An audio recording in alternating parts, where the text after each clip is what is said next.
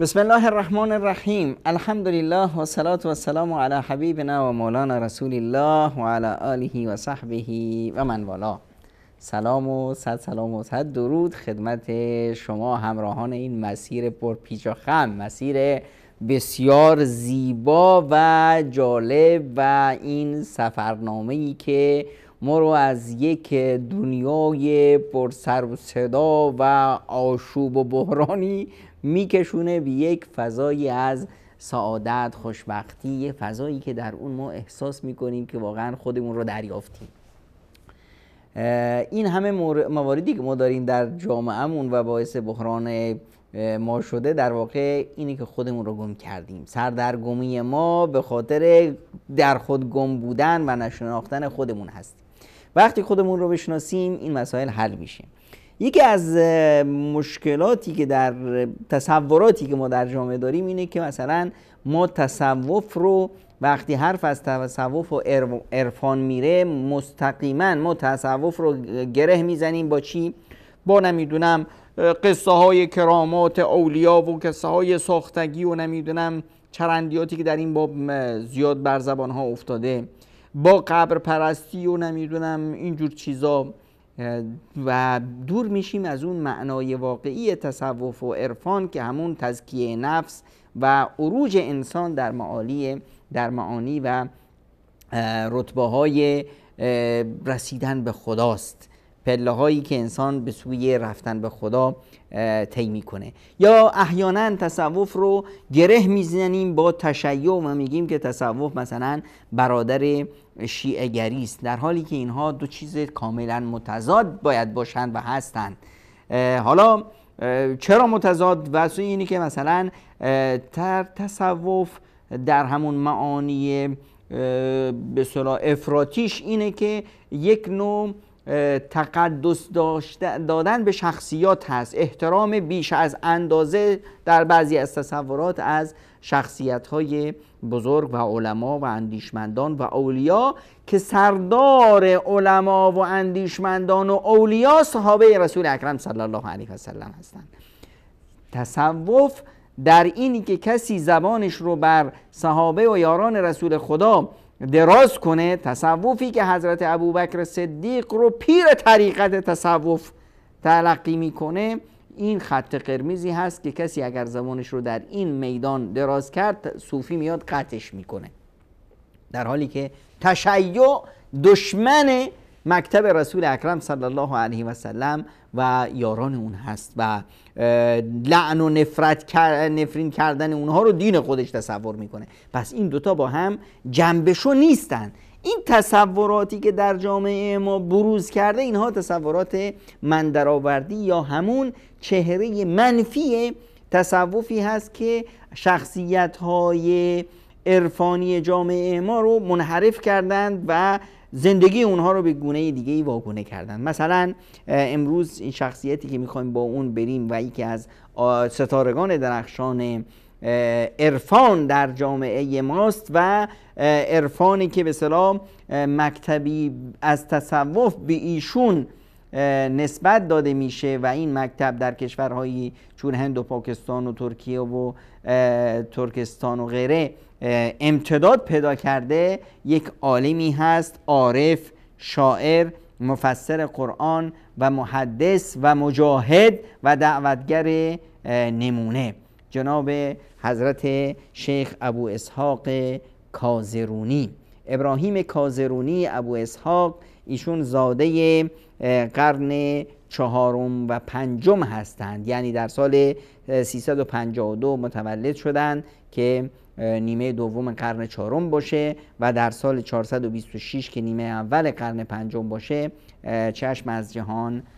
فرو بستند. این ابو اسحاق ابراهیم فرزند شهریار، پدرشون و مادرشون اینها قبل از متولد شدن فرزندشون تازه به اسلام گرویده بودند و یه خانواده زردشتی بودند. قبل از این پدر بزرگ اینا در دیانت زردشتی از وفات کرده بودند و خانواده فقیری بودند، براشون مهیا نبود که فضای علم و دانش رو برای بچهشون مهیا کنن. اما فرزند خودش از کودکی شوق آموزش قرآن کریم داشت و اصرار بر این خانواده بر این بود که فرزند به اصطلاح کار کنه و کمک خرجی رو تهیه کنه برای خانواده. و اما ابراهیم کازرونی اصرار داشت بر فهمیدن قرآن و در نهایت اتفاق بر این شد که خانواده هم میدیدند که فرزندشون عشق و علاقه داره که در سحرگاهان ایشون برن و در درس‌های تفسیر و قرآن که دایر بود در اونها شرکت کنند و صبح برند دنبال کار و بدین صورت این فرزند پویا و زحمتکش خودش رو ساخت که شد بعدها یک عالم جلیل و مفسر و محدث نامدار. در زندگی ایشون میبینیم که در مسیر دعوت زردشتیان، چون که ایشون از یه خانواده زردشتی آتش پرست اومده بیرون، خب میدید که قوم و خیشاش در چه بلایی هستند. البته از اینجا یک نقطه ای رو هم ما میتونیم درک کنیم. اون کوته فکران و نادانان بیعقلی که احیانا میان و میگن که آقا اسلام وقتی اومد به سرزمین فارس با شمشیر اومد مردم رو مجبور کرد، این حرفای چرندی که میزنند و این یک توهین بسیار بزرگی هست به نیاکان ما که ما هرگز اون رو نمیتونیم برداشت کنیم، که میگن که مثلا نیاکان ما اینقدر انسانهای پست و اینقدر انسانهای بی شخصیتی بودن که کسی بیاد با نشون دادن شمشیر اونها دینشون رو رها کنند و به اصطلاح بترسند و دنبال اون رو راه بیفتند، که هرگز ما چنین چیزی نداشتیم. نیاکان ما انسانهای عاقل و فریخته‌ای بودند که وقتی که نور قرآن به سوی اونها تابیدن گرفت، اونها قرآن رو و اون فاتحان اسلامی که اومده بودن اونها رو به آغوش گرفتن و از بردگی اون سلاطین و فرعونهایی که بر اونها، اکاسره‌ای که بر اونها مسلط بودن، خودشون رو رها کردند. الان ما با ابو اسحاق کازرونی در سده 4 و 5 هستیم، یعنی از فتوحات اسلامی منطقه ما و سرزمین ما بیش از 3 قرن، بیش از 300-350 سال سپری شده. باز هم ما میبینیم که ایران پر از زردشتی هست و دعوت توحید با حکمت و درایت اهل دعوت و دلسوختگانی مثل ابو اسحاق کازرونی در جریان هست و به دست ابو اسحاق کازرونی 24,000 زردشتی و یهودی و مسیحی که در ایران بودند اون زمان، اینها مسلمون میشن و ایشون هم در منطقه خودشون یک مسجد بزرگی تأسیس میکنه که این مسجد مردم رو به طرف خودش جذب میکنه. این عدد بزرگ مؤمنان خود بیانگر اون محبت و صمیمیت و جایگاهی بود که ایشون در قلبهای مردم دارن. و این مسجد که بنا کرد خودش یه پیام برای ما داره که مسجد اون جایی هست که مردم رو به طرف خودش، اون مغناطیس قلب هاست که اونها رو میکشونه به طرف قرآن و سیرت و زندگی رسول اکرم صلی الله علیه وسلم. الان چرا نظام صفوی در ایران اجازه نمیده که اهل سنت و مؤمنانی چون ابو اسحاق کازرونی بیان در شهرهای بزرگ مسجد بنا کنند؟ واسه اینه که میترسن که این مسجد مردم رو به سوی قرآن دعوت کنه، در حالی که صفویت مردم رو از قرآن میکشه، از مسجد دور میکنه و اونها رو به سوی مزارها و امامزاده ها و قبرها میکشونه. ابو اسحاق فرصتی پیدا کرد، بعد رفت به شیراز و در محضر برخی از علما و اندیشمندان در شیراز اون زمان 3 مدرسه خوب علمی وجود داشت: مدرسه حارس محاسبی و مدرسه ابن خفیف و مدرسه ابو عمرو ابن علی، که ایشون مدرسه ابن خفیف رو انتخاب کردند و شدن یکی از به اصطلاح شاگردان این مدرسه که بعداً رشد کردند و شدند یکی از اساتید. در این مدت که دعوت ایشون، جذابیت ایشون و عشقشون به دعوت خیلی بود، خب زردشتی‌ها و اون کسایی که از راه آتش پرستی نون می‌خوردند و مردم رو گول می‌زدند و این بازارشون بود، اونها هم ساکت ننشستند و سعی کردند ایشون رو ترور کردند و به طرف ایشون ایشون رو ترور کرد شخصی به نام شهرزور ابن خربام که بعدها این شهرزور خودش هم مسلمون شد و شد یکی از شاگردان کازرونی و به اصطلاح تیر این آقا به هدف نخورد و خداوند متعال ابو اسحاق ابراهیم رو نجات داد. بعدها ایشون همراه با برخی از علما و اساتید سفری داشتند به خانه خدا، رفتند به بصره و مدینه و مکه. در مکه و بصره و مدینه خب وقتی که ما میگیم در گذشته، در سیرت و زندگی برخی از علما میگن که رفت به خانه خدا. این یک نوع مدرک هست. وقتی میگن فلانی رفته به خانه خدا، در اون زمان خب رفتن به خانه خدا حکایتیه که سفر امروزه ما نیست که آقا 5 ساعت در سفر رفتی حج تو کردی و 2 روز 3 روز و 5 روز اومدی. نه، اون وقتا یک مسیر رو طی می‌کردن پیاده و با الاغ یا با یک قاطری چیزی که در اختیار داشتن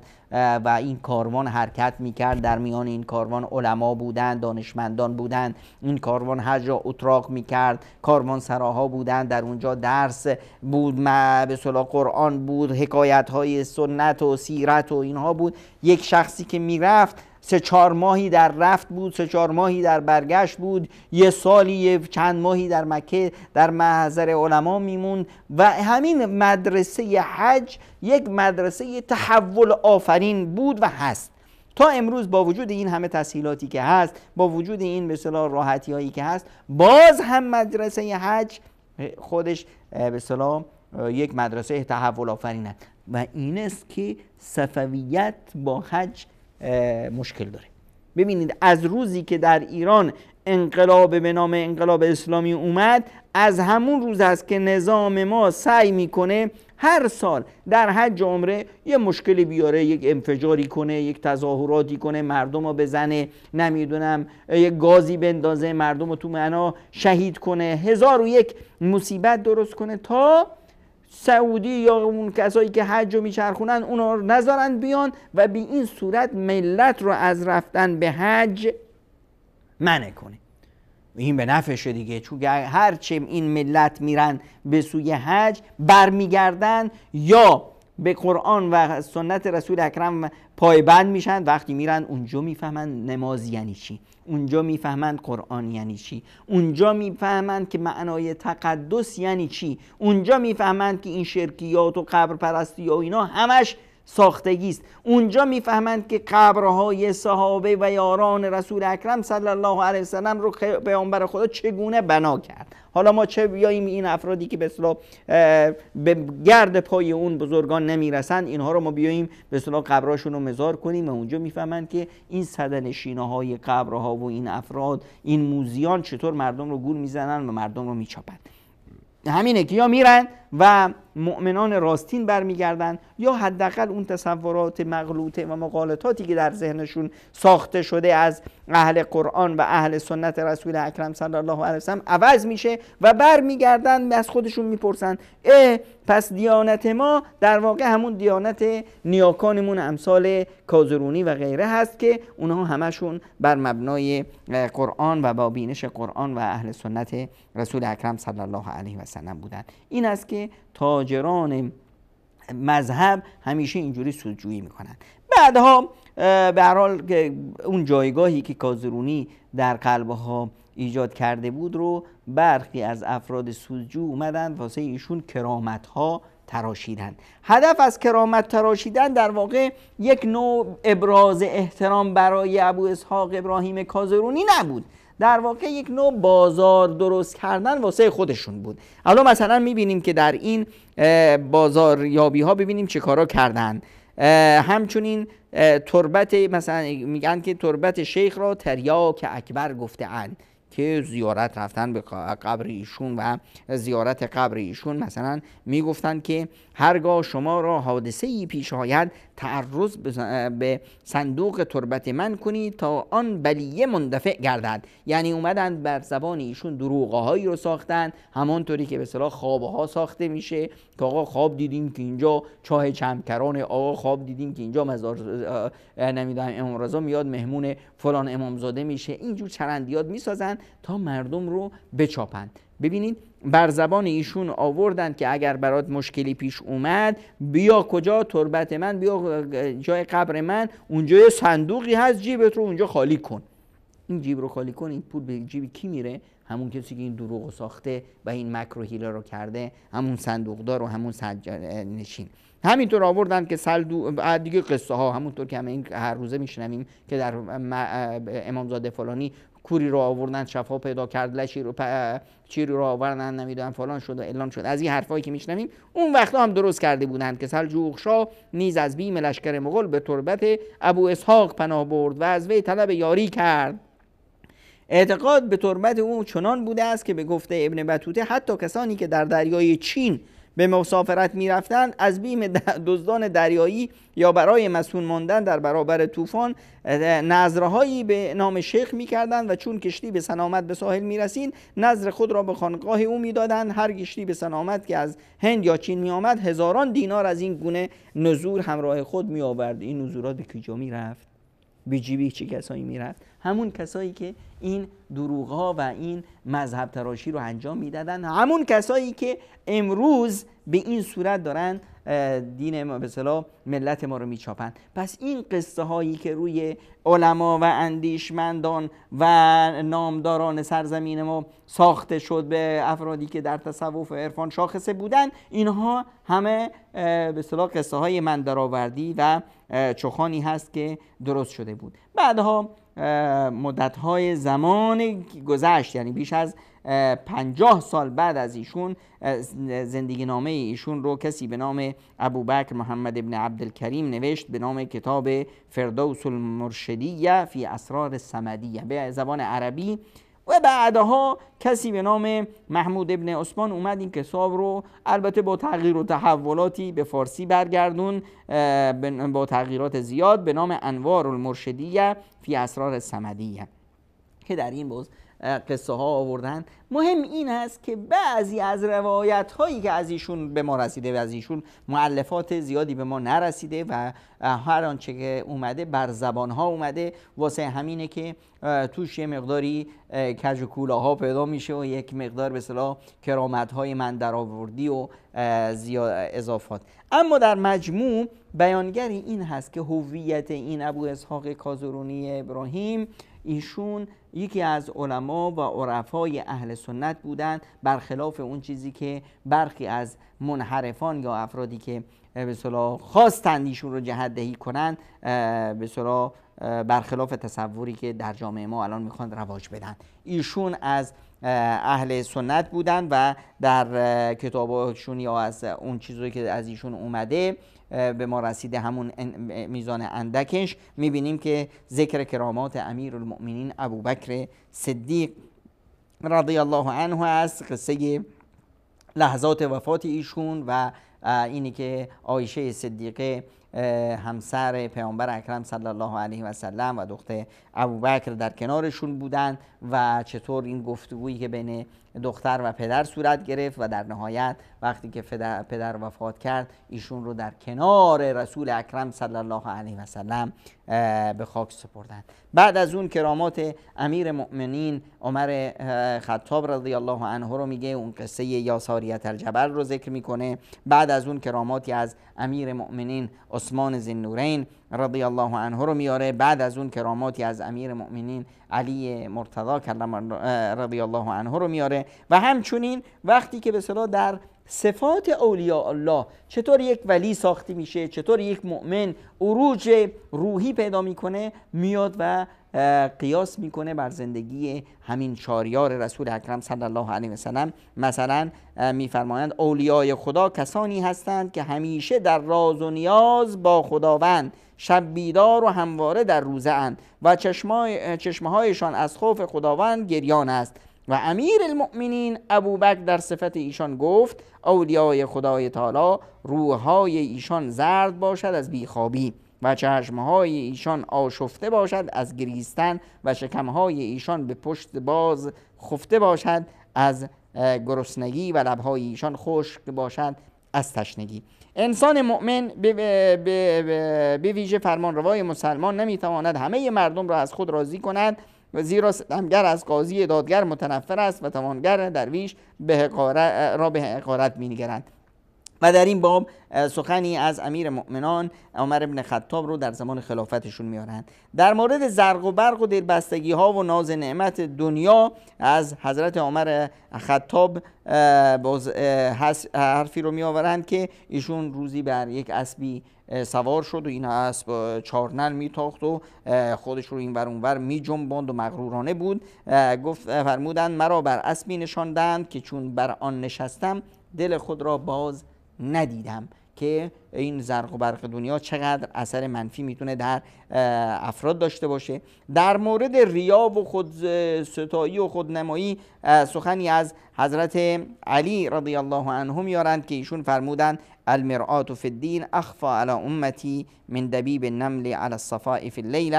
اللیلة الظلماء، یعنی ریا در دین بر امتان چنان پوشیده تر است از رفتن مورچه بر سنگ ساده در شب تار. و در نهایت جمله بسیار مهمی که اینجا باید ذکرش بشه این است که و اعتقاد کنیم، باید این رو باور داشته باشیم که امیر المؤمنین ابوبکر رضی الله عنه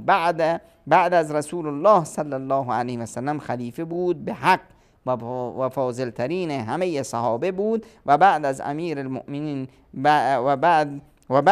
از امیر المؤمنین عمر بود و بعد از وی امیر المؤمنین عثمان رضی الله عنهم بود و بعد از وی امیر المؤمنین علی ابن ابی طالب رضی الله عنه و ایشان هر چهار خلفای راشدین بودند رضوان الله علیهم اجمعین. اینی که اعتقاد خودش رو، باور خودش رو، بینش خودش رو، ایمان خودش رو اینطوری معرفی میکنه تا مبادا افرادی بیان و همونطوری که شخصیت ایشون رو منحرف کردن و به عنوان یک صوفی منفی معرفی کردن، بتونن اعتقاد و ایمان ایشون رو هم منحرف کنن و فردا بیان بگن که ایشون هم از تشیع صفوی منحرف بوده که به اصطلاح و اگر اینجوری می بود که رشد نمی کرد. در واقع این رشد و تعالی در مفاهیم قرآن کریم و سنت رسول اکرم صلی الله علیه و سلم نهفته است که الان ما با شناخت